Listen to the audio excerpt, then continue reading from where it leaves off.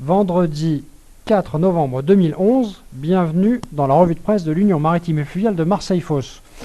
Aujourd'hui, deux grands titres, à savoir l'actualité des associations avec l'élection d'Hervé Balladur à la présidence de Marseille Europort, et puis un point sur les travaux faits par vos quotidiens La Marseillaise et La Provence sur les travaux des quartiers de la Joliette et d'Arinque. Donc en ouverture, nous vous annonçons l'élection qui a eu lieu hier soir lors de l'Assemblée Générale de Marseille Europort d'Hervé Balladur à la présidence de l'association pour un mandat de 2 ans. Il prend la succession de Jean-Claude Terrier qui assurait cette présidence depuis 2009. Comme vous le savez peut-être ou peut-être pas, la présidence de Marseille Europort est assurée de façon tournante. Elle avait été assurée jusqu'à présent par la Chambre de commerce, donc les trois membres étant la Chambre de commerce, le Grand Port Maritime et l'Union Maritime et Fluviale. Donc la présidence avait déjà été assurée par la Chambre de commerce, par le Grand Port Maritime, mais jamais par l'Union Maritime et Fluviale. C'est donc une première historique.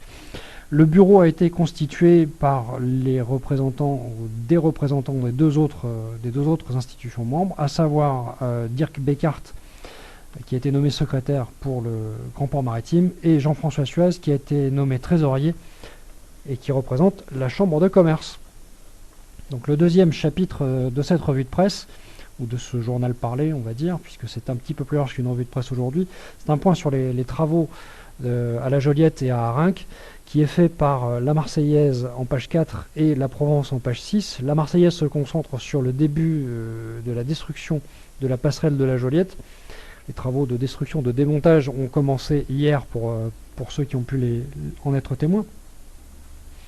Comme vous le savez, cette passerelle était un point de discorde aigu entre la ville, le port et Euroméditerranée, donc il est mis fin à ce point de blocage pour le réaménagement du quartier.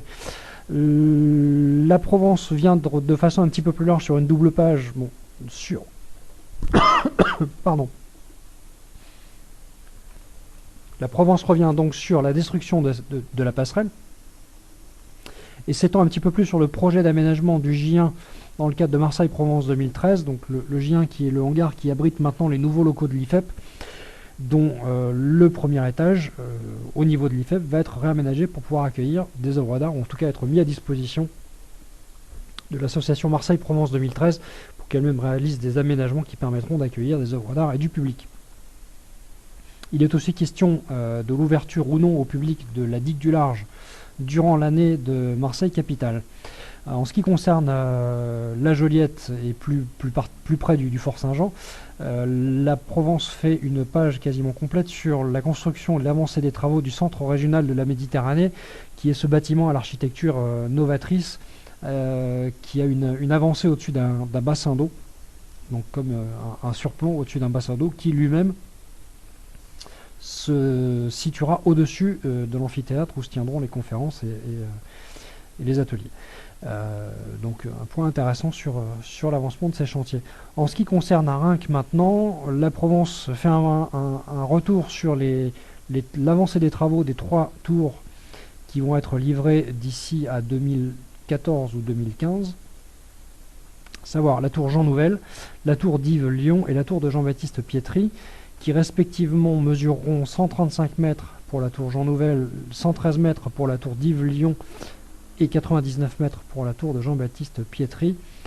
La première, celle de Jean Nouvel, étant destinée à un usage mixte, mais principalement de bureaux, pour laquelle le promoteur cherche des grands locataires.